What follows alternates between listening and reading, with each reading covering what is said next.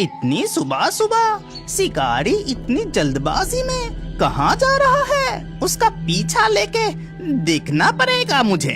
ये सोचते ही दीनू लकड़हारा उसका पीछा करने लगा। फिर शिकारी जंगल के उस जगह में पहुँचते ही, सेतनागिन, सेतनागिन, आप कहाँ हैं? मैं वो शिकारी हूँ जिसको आप कल यहाँ आने के लिए कहा था। आओ, आओ, मैं तुम्हारा ही अपेक्षा कर रहा था। चलो मेरे साथ मेरे गुफा में, मैं तुम्हें सोने, हीरे, मोती बहुत कुछ दूंगा और गरीबी चुटकियों में दूर हो जाएगा। आओ। तुम कौन हो और सेतनागिन कहाँ गई? कल मैं सेतनागिन की जान बचाए थे और वो मुझे कुछ देने वाला था, इसीलिए मैं आया हूँ। हाँ, इसीलिए ही तो कह रहा हूँ, तुम मेरे साथ मेरे गुफा में आओ। नहीं नहीं, मैं तुम्हारी गुफा में नहीं जा सकता। मैं एक गरीब शिकारी हूँ, मुझे सोने हीरे का कोई जरूरत नहीं। मुझे 2 वक्त खाना मिल जाए तो वही अच्छा। अगर सेतनागिन यहाँ पर नहीं है तो मैं चला शिकार करने। इतना कहकर शिकारी और ज्यादा देर ना रुक के वहाँ से चला गया। अरे अरे, चले क्यों जा रहे हो? मैं इतने सारे संपत्ति लेके क्या ही करूँगा? तुम्हारे जैसे कोई गरीब की मदद होगा, इस आशा में ही तो मैं इतने साल इस गुफा में धन संपत्ति का पहरा दे रहा हूँ और तुम चले जा रहे हो। लेकिन शिकारी नहीं लौटा, बल्कि कालनाग की ये सारी बातें छुपके से सुन रहा था दीनू लकड़हारा। तभी वो नाग के सामने आया। प्रणाम कालनाग, मैं हूँ दीनू लकड़हारा। आप कुछ कह रहे थे, कोई गरीब को सोने, हीरे ये सब देने के लिए आप पहरा दे रहे हो? हाँ, तुमने ठीक ही सुना। वो शिकारी बहुत बुद्धू है। ये सारे खजाना छोड़ के वो चला गया।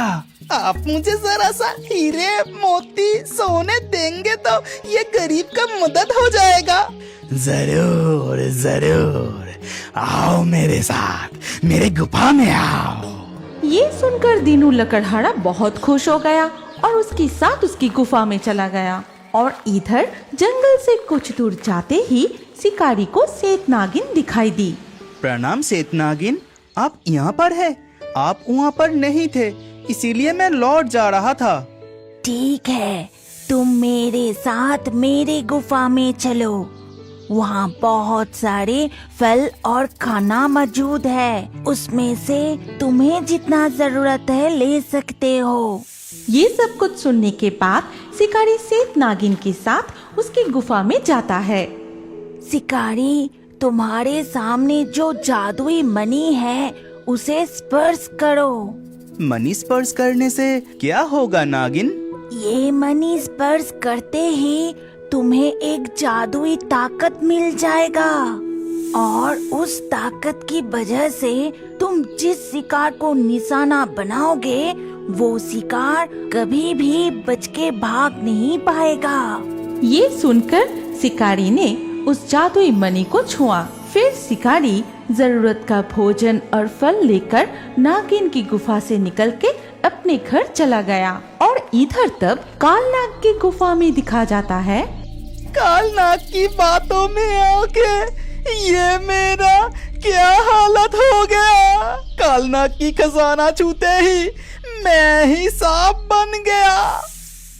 अगर आप इस कहानी की अगले भाग देखना चाहते हैं तो कमेंट में नेक्स्ट पार्ट जरूर लिखिए और हमारे रियो बर्ड्स फेसबुक पेज को अभी फॉलो कीजिए। अगर ये कहानी अच्छी लगी तो लाइक करके शेयर कर दीजिए।